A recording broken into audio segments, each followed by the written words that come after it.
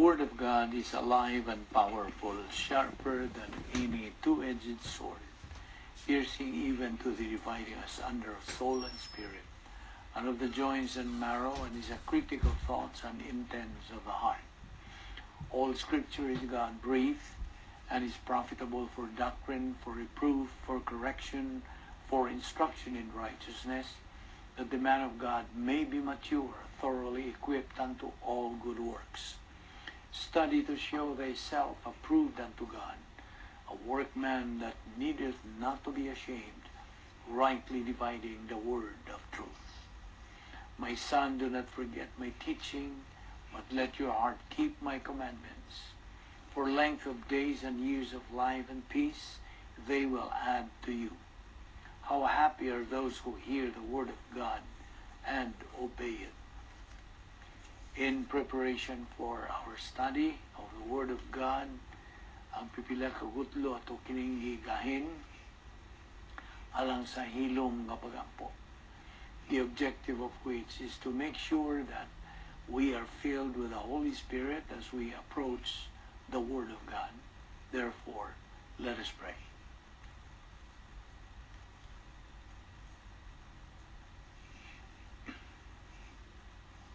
We thank you, Father, for your wonderful sense of humor, for your faithfulness, your relaxed mental attitude toward us because of grace.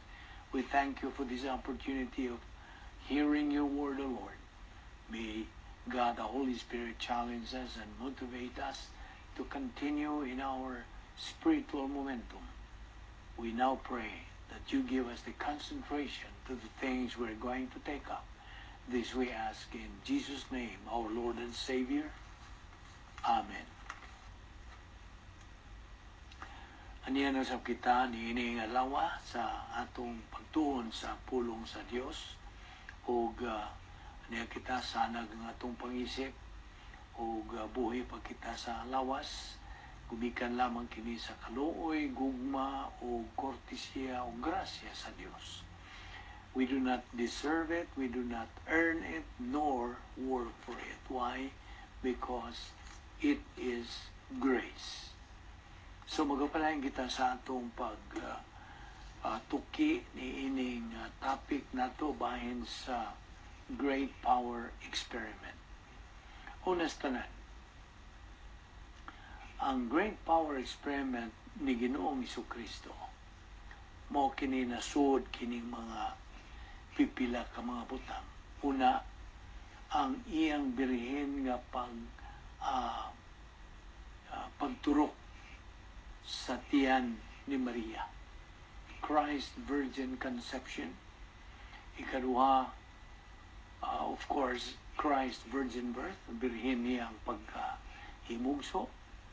In Christ's life on earth, sa iyang tulo katuig pagpuyo ning kalibutan na, o ang espirituhanong kamatayon na Ginoong Jesucristo dito sa cross, spiritual death on the cross, o ang iyang pagkapanhaw, o ang iyang pagsaka ngadto sa langit, o ang iyang paglingkod na sa tuong kamot sa Dios nga Amahan.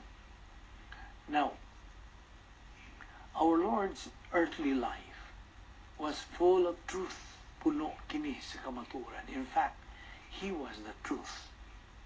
Diha sa Lucas 2:51-52, He grew in wisdom and stature, physically, in favor with God and men. Ang pagka-omnipotente, pagkalabawang makagagahong sa Diyos Espiritu Santo, mo'y naga-sustenir, mo'y naga-palahutay sa iyang pagkatao, His humanity, while He experienced His passion. Samtang iyang gisinati katong pagsakit kaniya, paingon ngadto sa krus.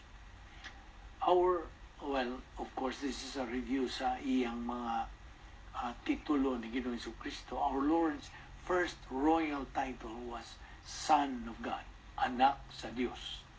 Ang ikaduha na royal title mao ang anak ni David, son of David. Ug ang ikatulo niya nga royal title mao ang King of Kings and Lord of Lords. Mo kini ang nagakumpos sa tactical victory ni Ginoong Jesucristo. Diha sa Juan 14:16-17 in verse 16, and it says there, and I will pray the Father, and he will give you another helper, that he may abide with you forever. Verse 17, the Spirit of truth, whom the world cannot receive, because it never sees him, nor knows him, but you know him, for he dwells with you and will be in you. Now, kung hari si Ginoong Jesucristo, nagit siya iyang giharian o gingharian. Hay man ang iyang gingharian. Ang tubag, ana sa matag usa ka magtotoo. Every believer. Ang kingdom of God, ang gingharian sa Dios, mao ang matag usa ka magtotoo. Ang kingdom of heaven, mao na kini ang eternal state. Now, ang gahom sa Dios is in our execution of God's plan. Ana diha sa atong pagtuman, pag-execute, pagbuhat sa plano sa Dios sa atong kinabuhi. It is God's power that enables us to make use of God's plan. Now, where is our Lord Jesus Christ's power? While he walked on this earth, he at the same time was holding the universe, controlling the world. Tiyaw mo na. Samtang siya nagalakaw din niya sa Utah. At the same time, sa samaw sa mga higayon, iyang kinuptan ng universo kung iyang gikontrol ang kalibutan. John 1:3, all things came into being through him. Colossians 1:16-17, for by him all things were created. Now, kining a great power experiment sa hypostatic union ni Ginoong Jesucristo o sa simbahan. Mo kini atong gitutukan karon. Kining maong gahom ang pagkalabong mga gahom sa Dios. Bahin kini sa pagsangkap sa Dios sa matag magtotoo. So, believer can now use this power. Makagamit na kita ng mga magtotoo niining maong gahom. But it needs the believer's decision. Di kinahanglan na iyang paghimong desisyon to decide whether he wishes to be a winner or a loser. You see? It's a matter of choice. Our Lord Jesus Christ used this power while on this earth. Mo katong sa tutawag sa iyang divine spirit, prototype. Ang ato karon unsang divine spirit, operational. So, ang atong Ginoong Jesucristo nagagamit ni maong gahom samtang dinhi pa siya sa kalibutan, his prototype divine sphere, which made him a winner. Mo nang ang iyang victory mo ni gitawag na itong strategic victory. Now, it was the Lord Jesus Christ who originally used this great power experiment, and it was proven to work. Na pruibahan yun, na pamatundaan yun niya. Ang sa pagkalampos niya, how successful he was. He proved it, that it worked. So we believers, if we reside in the operational divine sphere, kung anang kita puyo diha sa operational na dapit na may gahom, this power, this great power experiment will definitely work. Mo salir ingnon ta sa pinulungang Binisaya. Mo salir gyud kay napruibahan kini ni Ginoong Jesucristo. Ang usang ka tawo nga mutuo kang Ginoong Jesucristo, becomes automatically a new species. Bago siyang binuhat. It is tragic that a lot of believers do not know this power. Subo gid kayo atong hinuktukan. Subo kayo palungon nga daghang mga magtutungwa gyoy alamag nining maong gahom. Way alamag nga kining maong gahom di kinahanglan og decision to use this power. Narana ni mo pagkapilian ba nimo. And then daghan sa mga magtutuo karon wa gyud sila alamang how to permanently use this power. Wala. Mao bitaw nga kasagaran pildi, mga pildiro. Again, it's a matter of choice. John 1:3 again, all things came into being through Him, kinsa maning Him, through the Lord Jesus Christ. Colossians 1:16-17, because through Him all things were created. While the Lord Jesus Christ was experiencing His passion sa iyang pagsakit, pagantos dito sa krus, iyang gikuptan kining universo. Iyang kinuptan pinagi sa iyang pagka-Diyos. Now, the miracles that our Lord performed were done through His deity sa iyang pagka-Diyos, of course. Question, what is omnipotence of God? Sibot pasabot. Ang buot pasabot nini mo ang omnipotence of the Godhead. Kung maghisgot kita Godhead, silang tulo ka persona. Usara ka Diyos, tulo ka persona. Kaya ang pulo nga omni, Greek word, omni means all. Oh, by the way, kining omni, Latin kini, omni means all. And then potens, nagpasabot kini og gahom. See? All powerful, therefore. So, He, the Godhead, is all powerful. Gamhanan sa natanan. Ang plano sa Diyos, hingpit. God's plan is perfect. Everything that happens in life is perfect. God is infinite and eternal. He exists eternally in three persons. Matag persona has exactly the same power and omnipotence. Susama na sila gahom o pagkalabaw makagagahom. Pangutana. Mao man ni ang sagad ipangutana makanangdang pinulusupo. Can God kuno make or create a boulder? Tako kayong bato that He cannot carry. Now, kining maong pangutana sayop na. In fact, murang binuang ba? That premise is already wrong. This question is in line with Satan's question, can you turn this stone into bread? Now, ang pagkalabaw makagahom sa Diyos, dili kini separate o matangtang gikan sa iyang pagkabalaan. Ang iyang pagkabalaan, composed ang iyang justisya, iyang hingpit ng pagkamatarong, o ang iyang hingpit ng umma.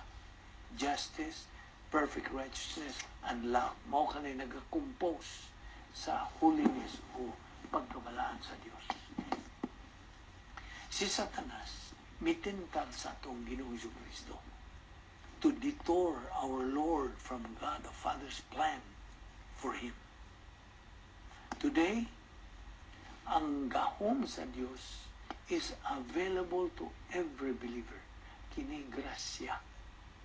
Kung sabot pasabot sa grasya, buhat lihok sa Diyos para sa tao. Bisan og way katakos ang tao. What includes this power? Unsa pa may nahilakip nining maong gahom mga itong gisgutan?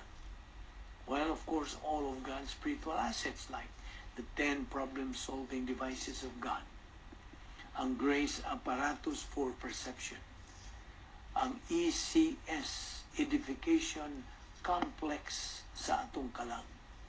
Napay divine sphere, napay tulo ka spiritual skills. Unsa man tong tulo ka spiritual skills? Spiritual self-esteem, spiritual autonomy, o spiritual maturity.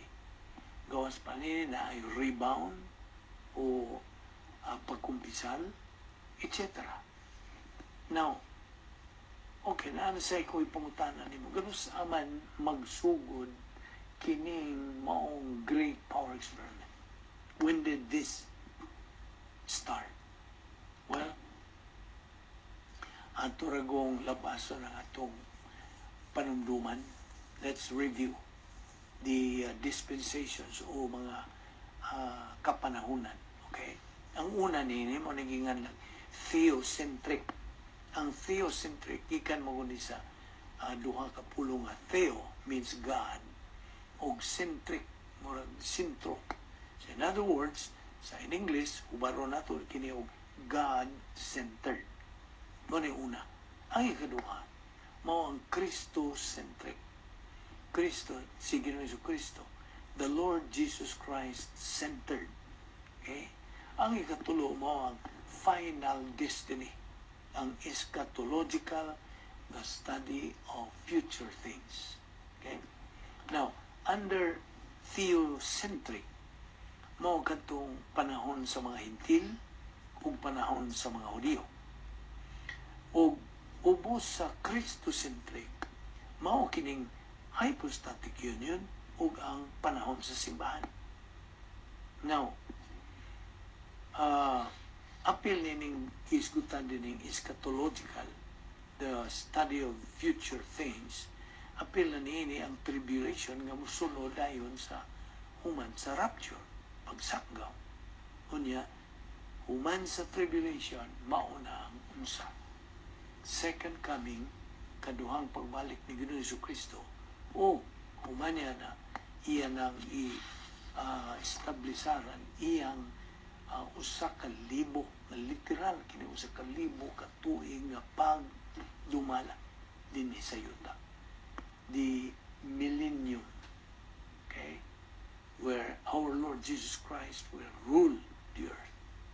Now, okay, tubago na itong pangutan na kanus aman nagsugod kining great power experiment. Well, hindi nagasugod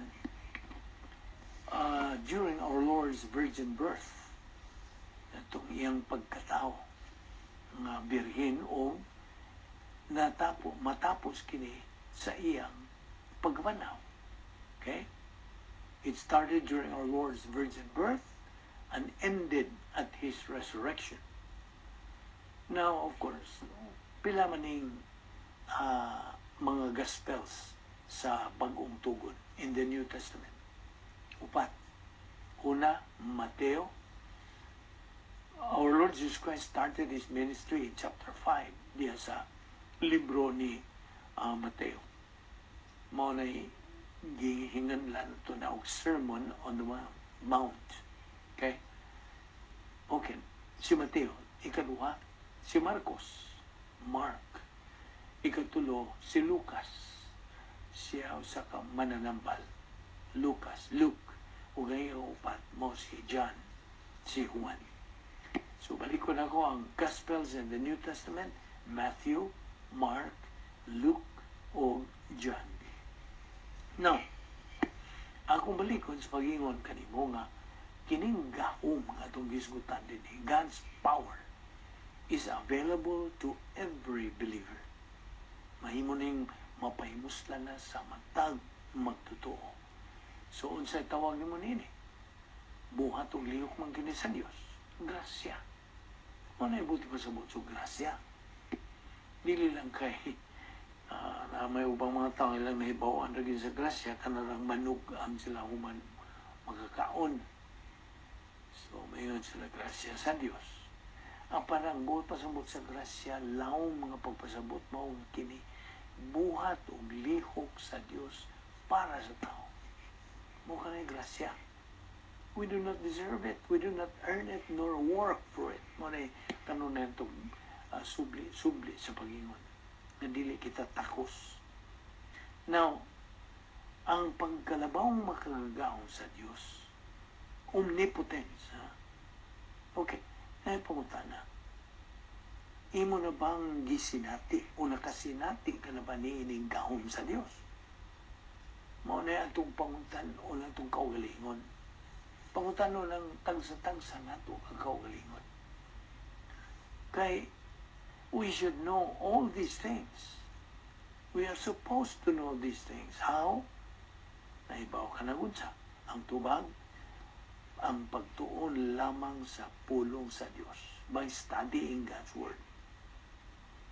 Inumdumi, there is no substitute to taking in Bible doctrine the mind of Christ. Kini ang unang-una ni Kristo. 1 Corinto 2:16. Mao kini una-una sa Dios. Imagine, una-una sa Dios, musod sa imong una-una, ug mao na kanay imong gamiton sa panghuna-una. Samtang ikaw naga-execute your spiritual life as a believer. I'm talking to you as a believer, ha? Alang kanimo kini magtotoo. Nga sa imong pagbuhat, bisag unsang buhat. Ug ikaw magagamit na sa panghuna-una ni Kristo. Ang resulta sa maong paghuna-una, buhat na madawat sa Dios, kay iyahaman na sa Dios, ginamit ang iyang pulong diya sa imong una-una.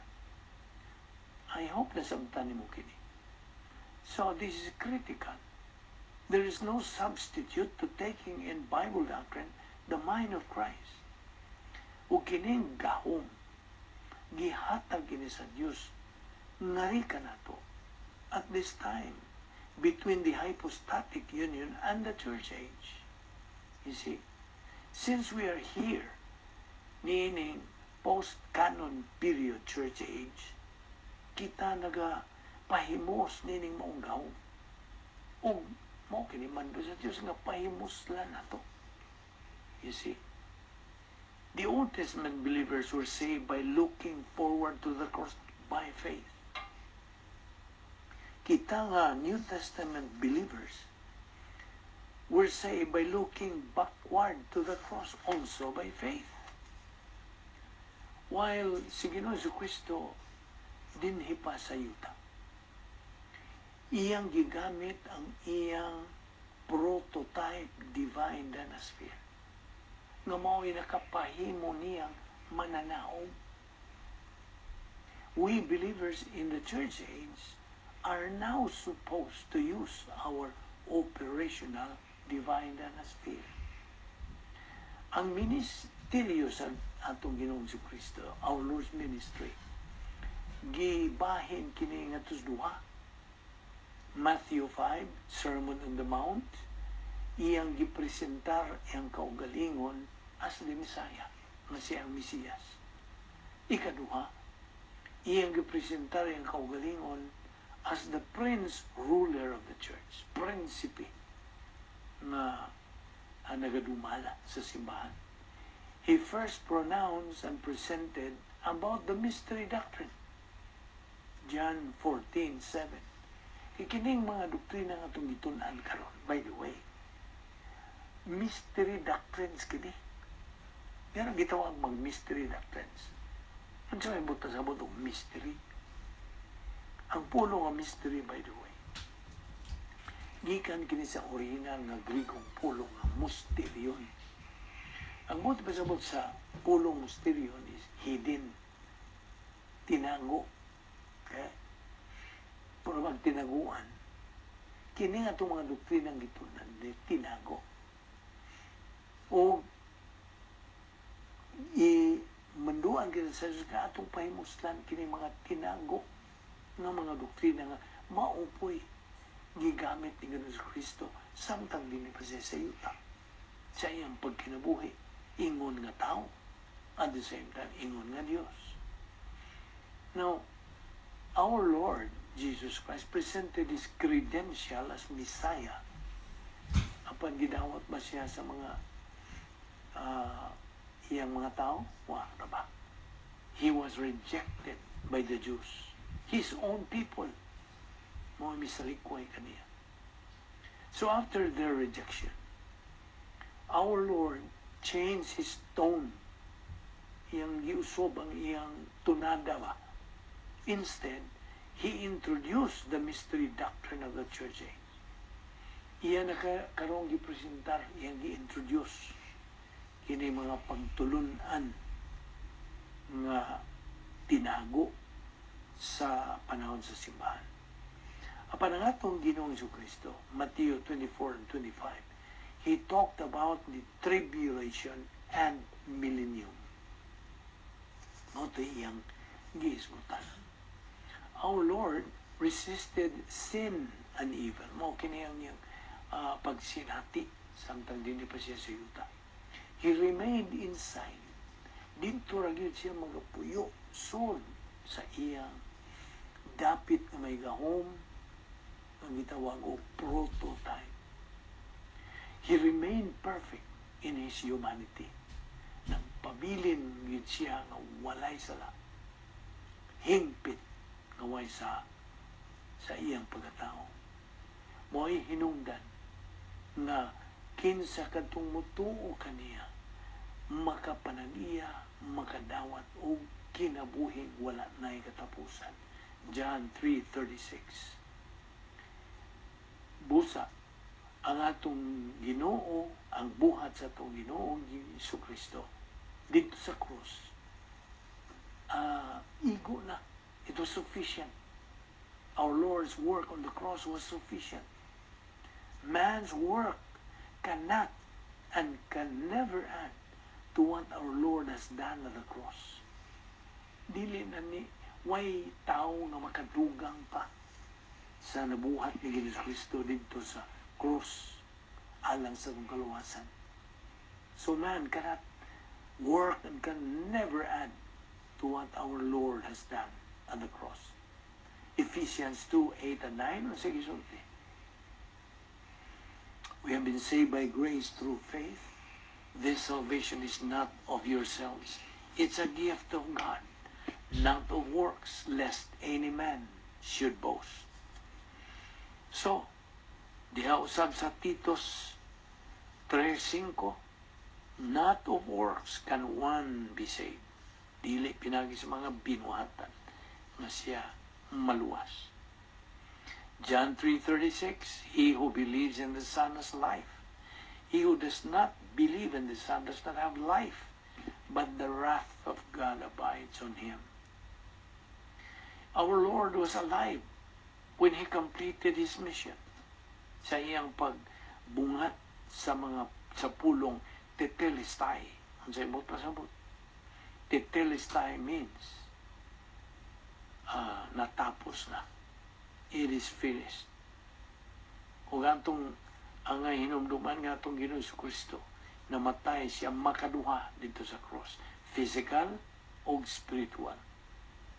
He judicially was separated from God the Father because he died for our sins for 3 hours. His physical death was unique also. Ang sa iyang ipamulong, may tungod sa physical death. He said, no one can take away my life but me. Huwag makakuha, magatangtang sa akong kinabuhi, gawas lang kanako.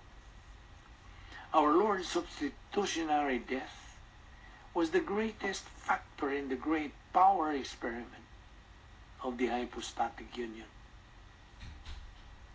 That was when he was judged for our sins. Gihukman siya tungod sa itong mga sa.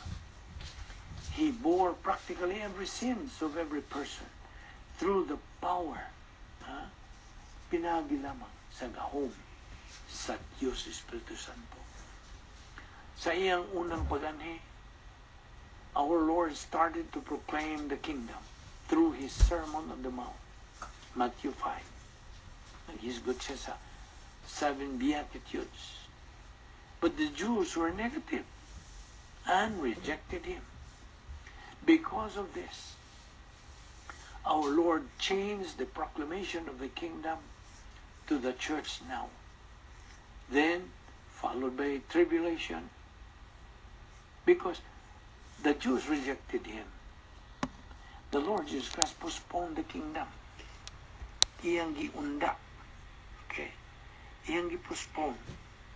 In the middle of Matthew, libro ni Matthew, ang atong Ginoong Jesucristo, may usab na sa iyang tunada. Now, he started to talk about the church. Kining imo nga akong gipuy-an karong panahon. Remember the DD? Hinumdumi nga ang DD o Divine Dinosphere ni Ginoong Jesucristo gitawag og prototype. Ang atua, mga magtuod nining panahon sa simbahan sa operational divine dinosphere.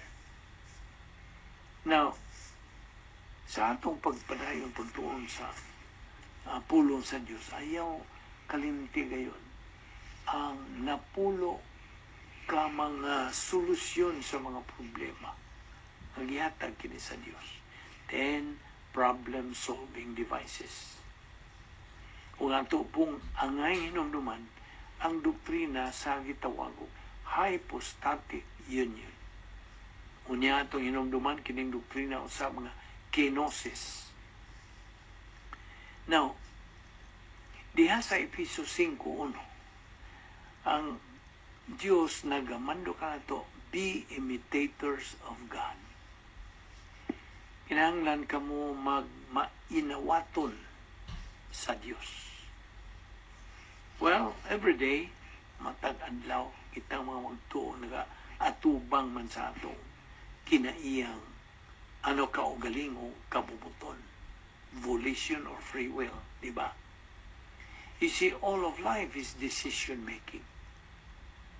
We can decide either to be spiritual or to be carnal.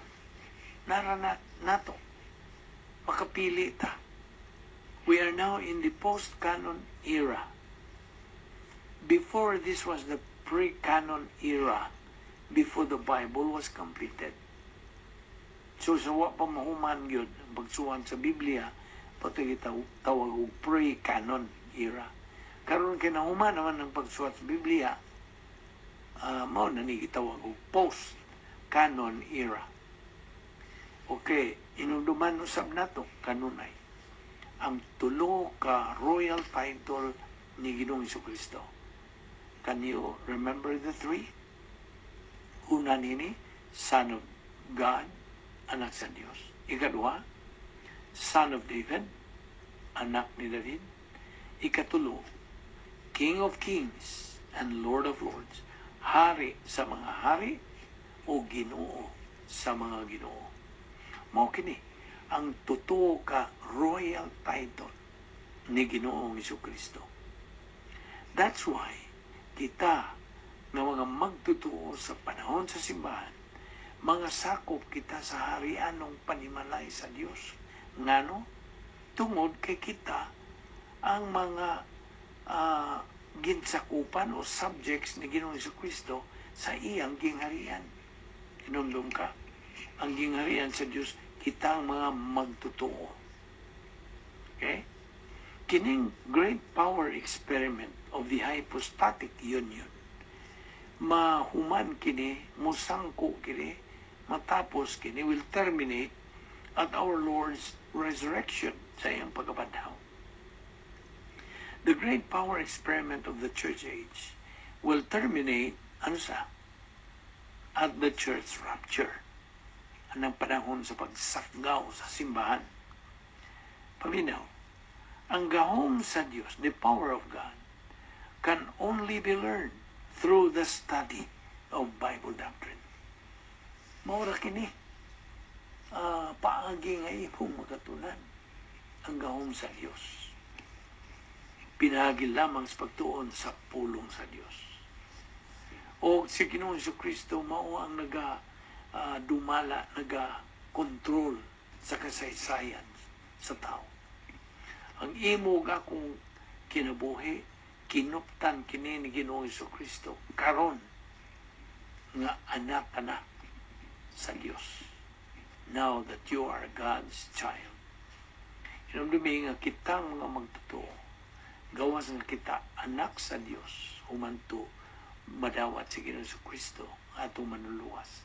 Kita usab gitawag nga mga lungsurano na sa langit. We are citizens of heaven. Philippians 3:20. Now, you are now a member of the royal family of God. Harianong panimalay sa Diyos. Ikaw pinalain na. You are set apart. You are a new species. Bago ka ng binuhat. You no longer are under the law. Dili ka na ubos sa balaod. Law of Moses. So don't say, well, it's okay as long as I follow the 10 Commandments. I don't need salvation. I believe I can be saved by following the 10 Commandments and I'm a good person. Now, that is wrong. Why? Nanon sayop magana. Because of Ephesians 2:8 and 9, lagi yun sa gisulti. We have been saved by grace through faith. Okay? Not of works, lest any man should boast. Ano? Okay, anto ta sa panahon sa mga Hudyo. Israel, ang ilang priesthood, ang ilang tribe of Levites, ang ilang priesthood, specialized ang ilang priesthood. While kita, din sa church age, we now have universal priesthood. Ang buot pa sa buot, nga matag magtutuo ni Ginoong Kristo, gitawag ka o believer, priest, magtutuo o sacerdote. Ini nga itong panahon sa simbahan, kinsa man ang mga pari, kinsa man ang mga sacerdote, kitang tanang mga magtutuo. All believers are priests. In the Old Testament, sa daang pakigsaad, Israel's priests were of the Levitical tribe of Levi. Kita karon in the church age, all believers are priests. Pare na, believer priests. In the Old Testament, ang plano sa Diyos gitawag og ritual plan of God. Ritual. And then they look forward to the cross by faith. Ang nangaluwas sila, Old Testament. In the New Testament, karon, gitawag na ang plano sa Diyos og protocol plan of God. Now, we look backward to the cross also by faith. Now, aron toragong hisgutan, sa buta sa pulong protocol. What is protocol? Well, the answer is, it is rules. Rules, sumbanan. Nag-una nga sundulon. Okay? Both Israel and church are elected. Pinili. What do you mean by election? Well, if you are a Jew, you are elected. Muna gitawag racial species. If you are a believer, you are elected related to a new species, new creature, bagong binuhat. That's the difference between Israel and the church. But the Jews, ang mga Hudyo, are the chosen people. That's forever. Hangtod na kanasangtod. But when we talk about election, the election now is true in the church. Election of new species, ang simbahan. So we can see how fabulous and amazing kining great power experiment nga ang Dios nagahatag kanato dinhi sa panahon sa simbahan. It was the great power experiment nga ang atong Ginoong Kristo was able to reach his goal, to fulfill God the Father's plan for his life. When our Lord Jesus Christ resurrected, ascended and seated at the right hand of God, he left iyang gibilin kining great power experiment nganhi sa panahon sa simbahan. At the same time, he promised to send the Holy Spirit down to us, church-age believers. Iyan ka nang gisaan. The very power that resurrected our Lord Jesus Christ is the same power. So sama gyapong gahom that will resurrect the church nga mo banahaw sa simbahan during the rapture. Between the resurrection of the Lord Jesus Christ and the resurrection of the church is the greatest power in the whole universe. Nga naman, omnipotence of God the Father, omnipotence of God the Son, and omnipotence of God the Holy Spirit. I repeat, in the Old Testament, ang plano, a ritual plan of God. In the New Testament, kita karon, it is protocol plan of God. So, nakasabot ka na kung sabot pasabot sa protocol. It is standard rules. Inumdong ka sa itong pagulangway nini. A right thing done in the wrong way is wrong. A wrong thing done in the right way is wrong. A wrong thing done in the wrong way is also wrong. Only a right thing done in the right way is right. Mao kanay description sa protocol nga plano sa Dios. Okay, balik ra gud ta gamay sa pulong nga election. Election started with Abraham. God elected a new chosen people of God. What they get one racial species. Then in the church, election happened related to a new species, new creature, mga bagong binuhan. Sa karaang tugon in the Old Testament, si Ginoong Jesucristo was in the form of the Shekinah glory. Now, when our Lord became incarnate, became flesh na himuunod, He was the Shekinah glory.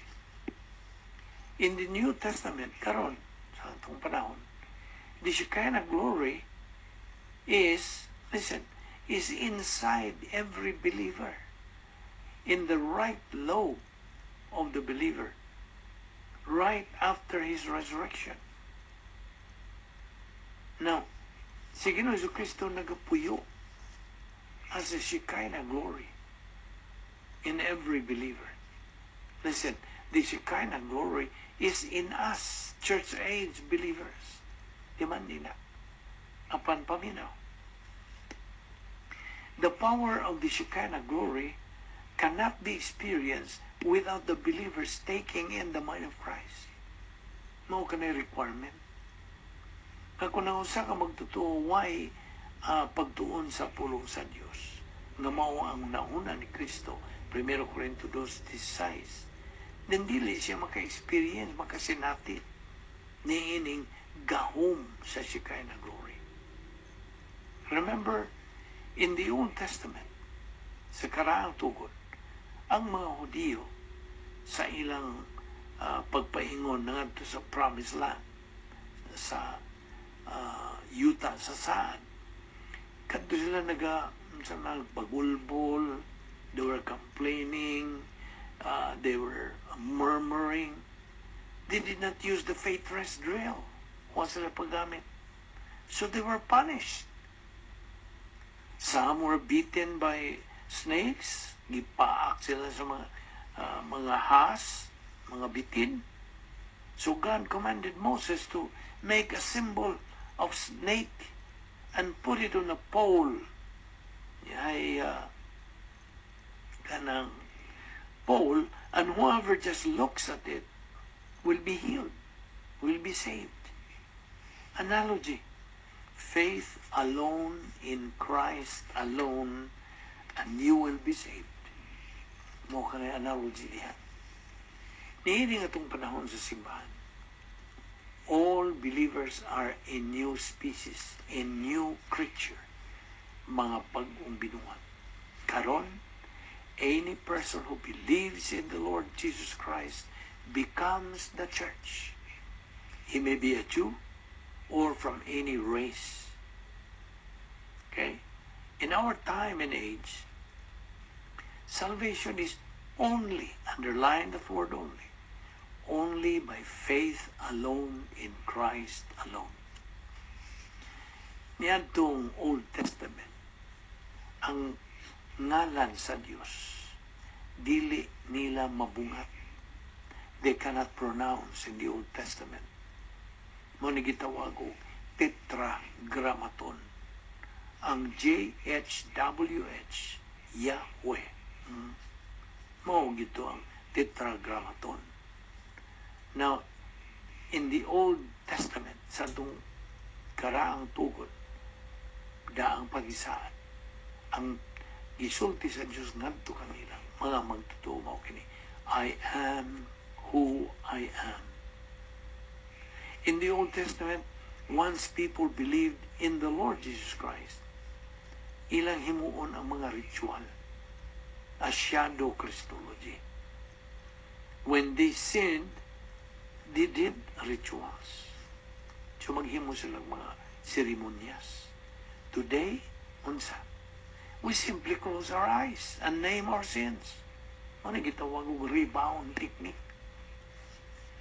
Pagkumpisal. Salvation today is by faith alone in Christ alone. All believers have been given a spiritual gift together with the 40 things we received at salvation. What's the purpose of our spiritual gift?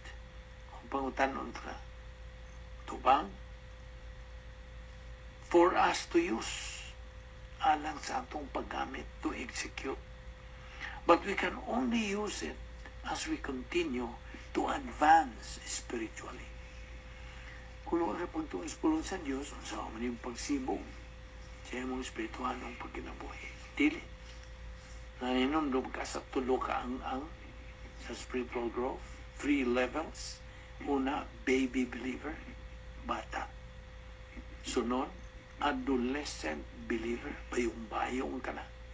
And then the third, topmost, is unsa, maturity stage. Baby believer, adolescent believer, and mature believer. Mo ka na atong common objective, common goal sa tanang mga magtutuo. Na makakabot makaabot kita niyadang stage of maturity. Kaya kanang stage of maturity mo na nakikitawag capacity stage.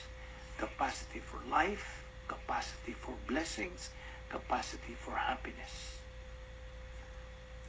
Again, it is only we who can discover our spiritual gift. Kitang tanang mga magtugi, hatagan kitang spiritual gift. Niyan ang higayon ng kita na luwas. O madiskubrian lamang nato kini as we continuously grow in doctrine. Kaya kung dili kita magatubo sa pulong sa Diyos, di ta maka-discover, di ta maka-alinggan, di ta makaila. See? Again, kining great power experiment is only true during the first advent of Christ and during the church age. During the period of the Jews, panahon sa mga Hudyo, spiritual gifts were limitado lang sa pipila ka mga magtutuo. Apan din sa atong panahon sa simbahan, every believer is given a spiritual gift. Matag usa ka magtutuo, gihatagan niining espirituhanong gasa. Apan it is tragic, subo, palandungon, that so many churches today think that believers can reach spiritual growth if they serve in the ministry or outreach. Ano ang ilang pagtuo nga sayo. Ang ilang pagtuo di sila makakabot sa spiritual growth, spirituhanong paghamtong, kung sila magabuhat, mag-alagad sa ministry or outreach. It is spiritual growth first before Christian service. Di man na ito ka na. Ang importante mong pagtubo una sa pulong sa Diyos. Spiritual growth. Una pa ang sa Christian service. Manigingon nga the horse before the cart, or cart before the horse, I mean. Di man mahimo nga ang karwahe mo una kaysa kabayo. Unsa man pag dagan niya na. Ikinahanglan ng kabayo mo una. Una ang kabayo, una pang karwahe. You see, it is spiritual growth first before Christian service. O ginhita mo, unong-una, ang ning ipadayon sa sunod natong paghisgot ini. Atong timanan kining bahina. Atong ipadayon kini sa sunod nato nga panag-uban sa atong pagtuon sa pulong sa Dios. Let us pray. Ato karong iduko ang atong mga ulo ug atong piyongon ang atong mga mata. Ato karong ipahinungod kining pipila ka mga gutlo niadto nga niya dinhi sa atong pagtuon sa pulong sa Dios, pinagi sa YouTube o Facebook, na diin wala pa kanila si Ginoong Kristo silang kinabuhi. Kung na sila wapay paglaong mo, wapay kinabuhing dayon. Tingali wa ka pa mahimo mismo. Yan ang labing bililhong desisyon sa tanang desisyon. Our Lord Jesus Christ, midawat sa matagsa. He bore all our sins dito sa iyang lawas, samtang gilansang o gibitay nila siya sa krus. Iyang gidawat ang tanantang mga saa. Lakip na ang mga saa nga ato pang pagabuhaton. 1 Pedro 2:24. Si Ginoong Jesucristo mao'y mipuli sa atong dapit. Gihukman siya sa Diyos nga Amahan, tungod kay napuno siya sa atong mga sala. Ang tinuod kita untang ilansang sa krus tungod sa atong mga sala. Siya mo'y gihimo nga sala, kinsaway labot sa sala tungod kanato. Aron lamang nga kita mamahimong pagkamatarong sa Dios niya kaniya. Ang imong pagtaga-digala nga tukang Kristo mo'y magadeterminar sa imong dayon nga kaumahon. Apan ang imong kabubuton mo'y gianggan. Kung nawaton mo sa Ginoong Jesucristo, ingon nga imong Diyos o manluluwas, ikaw atagan o kinabuhing dayon o maluwas ka. Apan kung imo siyang isalikway, ingon nga Diyos o manluluwas, maimo ang dayon nga paghukom. Imo ang pagpili aron. Kamatun pa sa Juan 3:36, siya nga mutuo sa anak, makabaton o kinabuhing dayon. Siya nga dili mutuo sa anak, dili makapatunog kinabuhing dayon. Hinunua ang kapungot sa Dios, magapabili diya kaniya. Busa, tumuo ka kang Ginoong Hesus, o ikaw maluwas. Magampo ta. Amahan na mo nga Diyos, nagpasalamat kami kanimo sa imong bililhong mga pulong nga among nadungo o nakatunan ni adlaw. Amo karon na samtan o klaro tungod sa ministeryo sa Espiritu Santo nga kami maluwas di ay pinagi lamang sa among pagtuo kang Ginoong Jesucristo, ingon nga among personal nga Ginoo ug manluluwas. Nagpasalamat kami kanimo Ginoo. Iyan ang kaluwasan nga imong gihatag kanamo pinagi sa imong bugtong anak, ang way bayad nga gasa gikan kanimo. Kining tanan among giampo tungod sa mahal nga ngalan ni Ginoong Jesucristo. Amen.